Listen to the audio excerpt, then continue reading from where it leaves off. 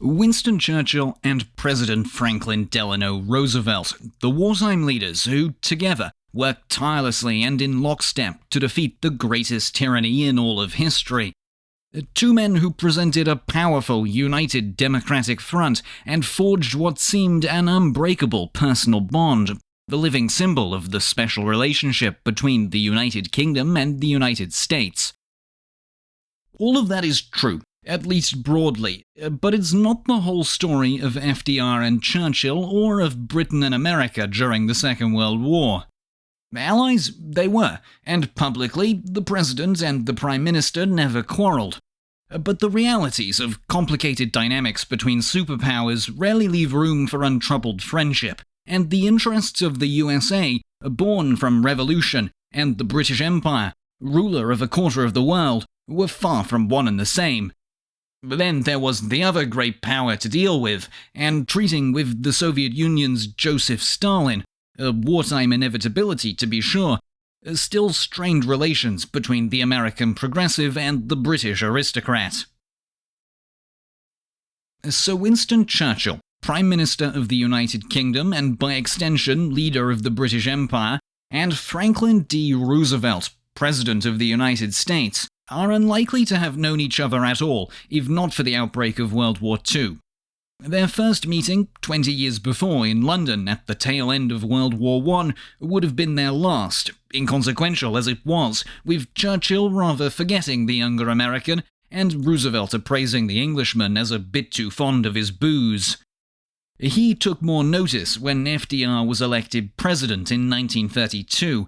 Out of government himself in the 30s, Churchill remained a well-known figure in British politics, and he hosted James Roosevelt at his Kentish country home and sent copies of his biographical work on his ancestor, the Duke of Marlborough, to the president, becoming distantly acquainted.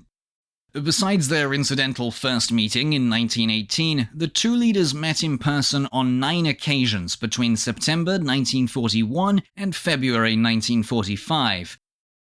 They had already regularly exchanged letters for 2 years, since Churchill was again made First Lord of the Admiralty, a position he had infamously held decades earlier, overseeing the Gallipoli fiasco, this time serving under Prime Minister Neville Chamberlain. With Europe at war following Hitler's invasion of Poland, politically, Roosevelt had an interest in keeping an ear and a word in the British government. Britain's strength was her fleet, and Roosevelt had his own experience with naval affairs. Churchill knew the importance of wooing the American president to the Allied cause. Without a doubt, this relationship completely overwrote their first impressions. Heck, the Roosevelts went on to host Churchill over Christmas at the White House in 1941, and Churchill playfully signed off his letters to the president simply as naval person, and then after becoming PM in 1940 as former naval person. That all said, let's take a look through their most important points of contention. 1. With his nation at war since Hitler's attack on Poland in 1939, and standing alone since the fall of France that following summer, Churchill tried every trick in the book to persuade FDR into committing America to the fight. Put bluntly, Britain needed the USA, while Roosevelt, at least initially, clung to the hope that the United States might avoid direct involvement in the European conflict, limited perhaps just to air and seaborne support. 2. What should they fight for, exactly? President and Prime Minister met for the first time as leaders on the 9th of August 1941, fittingly aboard battleships. Churchill sailed into Placentia Bay off Newfoundland aboard HMS Prince of Wales, to be greeted by Roosevelt on the USS Augusta. A 3-day summit produced the Atlantic Charter, a mutual declaration of principles as to how a new world should be run after the defeat of Nazi Germany. This, it should be noted, was 3 months before America would be at war with Germany, but already command HQs on each side of the Atlantic had been cooperating, and American industry had been marshaled by the President's Lend-Lease Act to rearm Britain.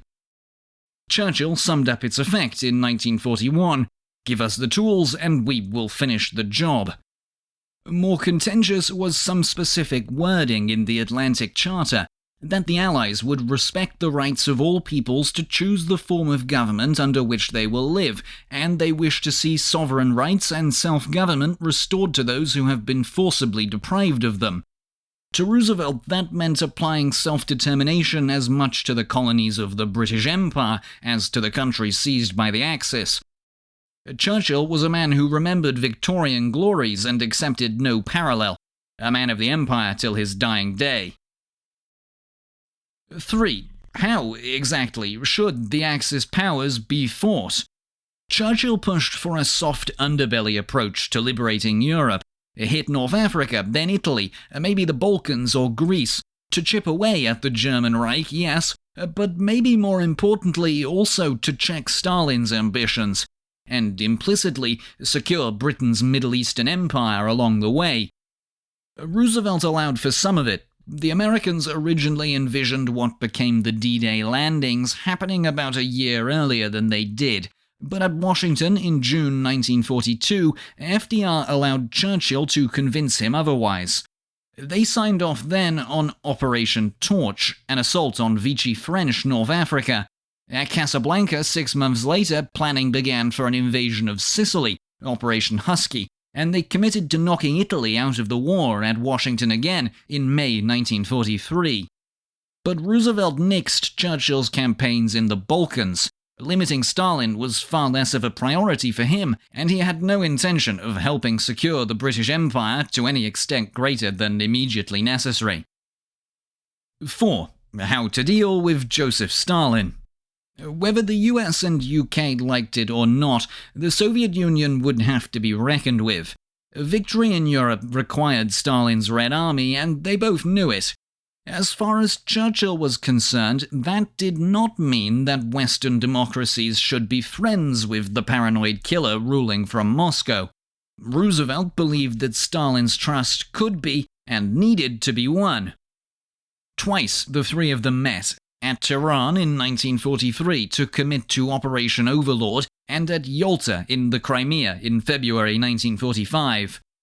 Roosevelt's mind was on the post-war world and the creation of a harmonious, or at least civil, United Nations organization. Fundamentally, in Stalin, he saw a man to reason with, if not like, while Churchill despised Bolshevism and trusted the Soviet leader not in the least. The president consciously tried to butter up Stalin at Tehran, much to Churchill's displeasure, as it involved making him, his British mannerisms, and Britain's imperial system the butt of the joke. He got over it. So Franklin Roosevelt and Winston Churchill's personal rapport was genuinely remarkable, and no doubt eased Allied victory. They were as friendly as any two leaders of major powers could be, and were genuinely pleased to advance mutual interests.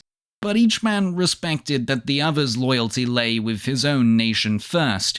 Nations, and by extension their leaders, can only be friends to the point of shared interest.